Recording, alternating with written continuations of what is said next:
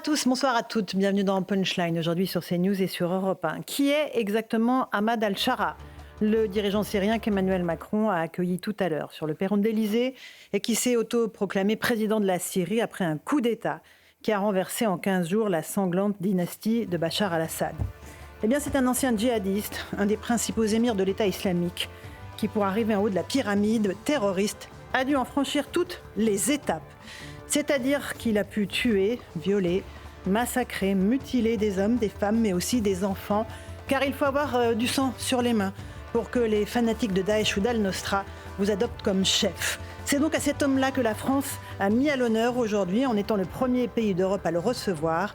L'Élysée promet de lui demander de protéger les civils, ce n'est pas le cas sur le terrain évidemment. Espérons que le prix de ce déshonneur soit au moins une négociation sur le sort des nombreux djihadistes français retenus en captivité en Syrie par les valeureux combattants kurdes. Mais le symbole de demander à un terroriste de nous protéger de ses frères terroristes est tout simplement désastreux. On va en débattre ce soir dans Punchline.